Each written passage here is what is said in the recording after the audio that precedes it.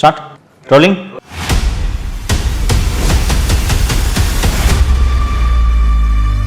இரண்டாயிரத்தி 26 படுதோல்வியை திமுகவுக்கு வழங்குவதற்கு நீங்கள் அத்தனை பேரும் முடிவெடுக்க வேண்டும். சென்னையில் விமான சாகச நிகழ்ச்சி ஒன்று நடந்துச்சு. மக்கள் சாரியாக குவிந்து சென்னை கடற்கரையை நோக்கி செல்லக்கூடிய அத்தனை சாலைகள் முழுக்க இந்த விஐபி கேலரியில் முதல்வர், மனைவி, மகன், மருமகள் மூச்சு திணறல் காரணமாக கார்த்திகேயன், ஜான், ஸ்ரீனிவாசன், தினேஷ்குமார், மணி ஆகிய 5 பேர்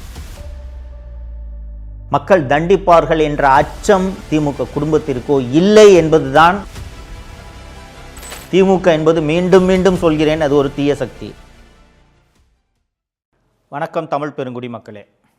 ஒரு ஆட்சியில் தவறுகளே நடக்காதுன்னு கேட்டால் எல்லா ஆட்சியிலையும் தவறுகள் நடக்கும். ஏன்னா தவறு என்பது இயல்பு, வேண்டுமென்றே செய்யக்கூடியதல்ல. தவறு என்பது இயல்பு. ஆனால் அந்த தவறு நடந்த பிறகு அந்த ஆட்சியாளர்கள் அந்த தவறை சரி செய்வதற்கு என்னென்ன நடவடிக்கைகளை எடுக்கிறார்கள், அந்த தவறு மீண்டும் இதுபோல் நிகழாமல் இருப்பதற்கு என்னென்ன தற்காப்பு நடவடிக்கைகளை எடுக்கிறார்கள், அந்த தவறுக்கு காரணமானவர்கள் மீது என்ன நடவடிக்கையை எடுக்கிறார்கள் என்பதையெல்லாம் பொறுத்து தான் ஒருவர் நல்லாட்சி நடத்துகிறாரா, ஒரு மன்னன் நன்றாக ஆட்சி செய்கிறானா என்பதை நாம் கணிக்க முடியும். ஒரு மன்னன் எப்படி ஆட்சி செய்ய வேண்டும், ஒரு மன்னனுக்கான இலக்கணம் என்ன, அவன் எப்படிப்பட்ட ஆட்சியை கொடுப்பவனாக இருந்தால் அவன் நல்ல மன்னன் என்று அறியப்படுவான் என்று சிலப்பதிகாரம் முதல் கிரேக்க இலக்கியம் வரை, மாக்கியவெல்லி முதல் பல்வேறு நூல்கள் அறிவுரைகளை சொல்லியிருக்கின்றன. நம்ம தமிழக முதல்வர் திரு மு.க. ஸ்டாலின் அவர்களை பொம்மை முதல்வர் என்று தொடர்ந்து எல்லோரும் விமர்சனம் செய்து கொண்டிருக்கிறார்கள். ஏன் பொம்மை முதல்வர் என்று விமர்சனம் செய்கிறார்கள் என்பதற்கு பல்வேறு உதாரணங்களை சொல்ல முடியும். ஆனால் இன்றைக்கி ஒரே ஒரு உதாரணத்தை எடுத்துக்கிறது சரியாக இருக்கும்ன்ட்டு நான் நினைக்கிறேன். தோழர்களே, 7 அக்டோபர் 2024 அன்று சென்னையில் விமான சாகச நிகழ்ச்சி ஒன்று நடந்துச்சு.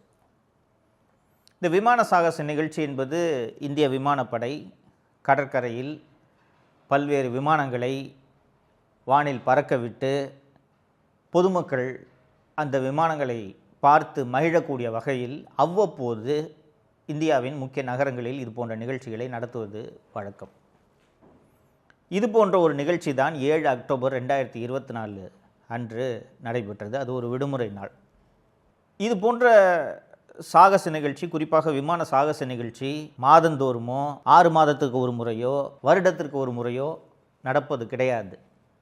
கிட்டத்தட்ட 15-20 வருஷத்துக்கு ஒரு முறை தான் இது நடக்கும். கடைசியாக 6 செப்டம்பர் 2003 ஆண்டு தான் இந்த விமான சாகச நிகழ்ச்சி நடைபெற்றது. சரிங்களா? 7 அக்டோபர் 2024 அன்று சென்னையில் நடந்த இந்த விமான சாகச நிகழ்ச்சி எப்படி நடைபெற்றது என்றதை பார்க்கலாம். விஐபி கேலரி, முதலமைச்சர் உட்காருவார் இல்லையா, அங்கே விஐபி கேலரி போட்டுட்டாங்க. இந்த விஐபி கேலரியில் முதல்வர், மனைவி, மகன், மருமகள், இந்த பக்கம் ஐஜி செந்தில்வேலன், பின்னாடி கமிஷனர் அருண், டிஜிபி அத்தனை பேரும் உட்கார்ந்துருக்காங்க. இப்போ இவர் முக்கியமாக விட்டேனே தீப்பொறி தினேஷ், முதல்வரோட பிஏ, நிழல் முதல்வர், அவர் எல்லாம் உட்காந்துக்கிட்டு விமானப்படை அதிகாரிகள், காவல்துறை மூத்த அதிகாரிகள் இவங்கெல்லாம் உட்காந்துக்கிட்டு பைனாக்குலரை வச்சு எல்லாம் பார்த்து ரசிச்சுட்டு இருக்காங்க. கடற்கரையில் இது நடக்கிறது. தோழர்களே, இது போன்ற நிகழ்ச்சி நடக்கும்போது அரசு இயந்திரம் எப்படி செயல்படுகிறதுன்றதை நீங்கள் புரிஞ்சுக்கணும்.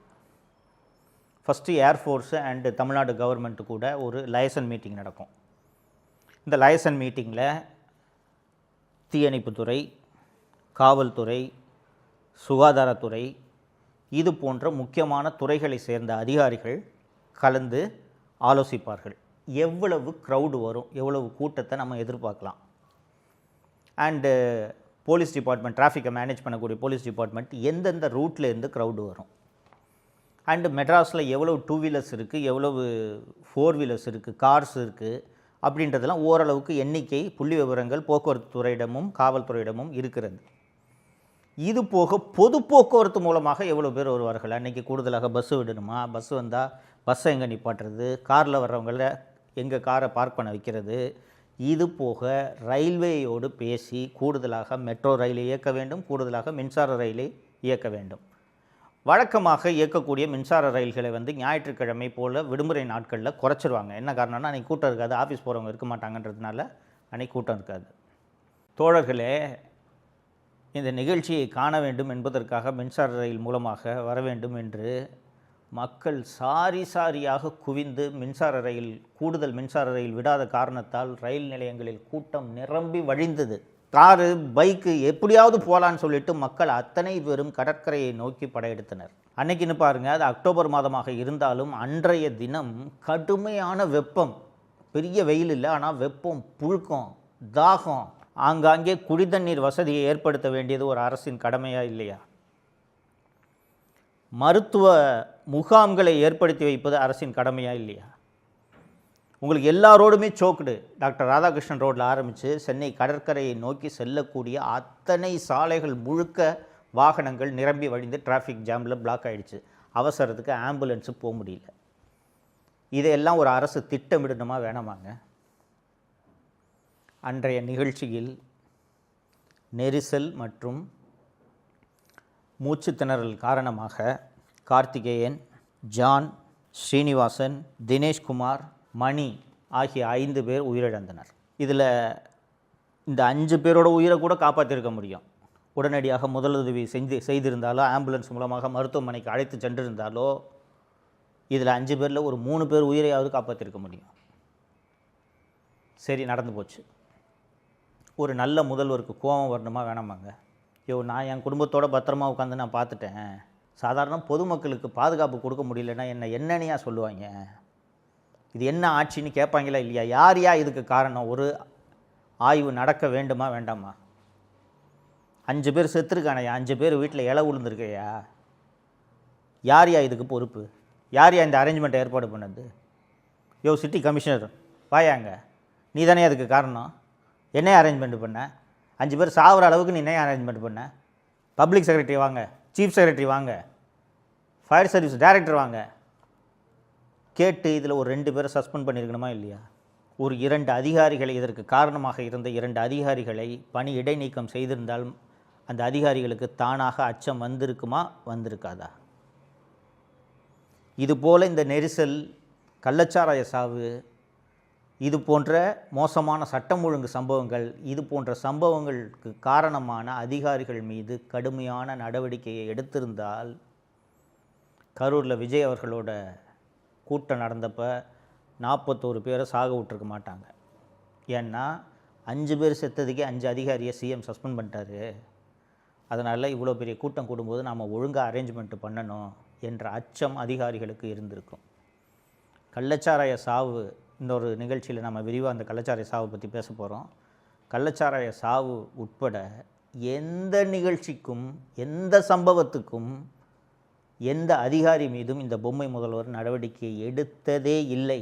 அந்த தூத்துக்குடியில் துப்பாக்கிச்சூடு நடந்தது உங்களுக்கு நினைவிருக்கும். அதிமுக ஆட்சி காலத்தில் அந்த ஸ்டெர்லைட் போராட்டத்தில் நடந்த அந்த துப்பாக்கிச்சூடு தொடர்பாக விசாரணை ஆணையமெல்லாம் அமைக்கப்பட்டது. அந்த சம்பவத்தை வச்சே திமுக வாக்கு கேட்டுச்சு. 13 பேரை கொண்டுட்டாங்க, 13 பேரை அதிமுக ஆட்சி கொண்டுடுச்சுன்ட்டு அந்த சம்பவத்தை சொல்லி வாக்கு கேட்டாங்க.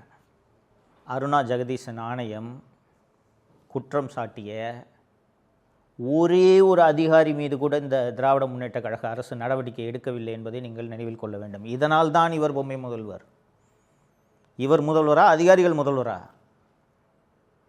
ஸோ இப்போ இந்த திராவிட மாடல் ஆட்சி மீண்டும் தொடர்ந்தால் என்ன நடக்கும் என்பது புரிகிறதா? இந்த 5 பேரெல்லாம் படித்தேன், கார்த்திகேயன், ஜான், 5 பேர் இறந்து போயிருக்காங்கன்னு. அவங்களோட உயிர் திரும்பி வராது.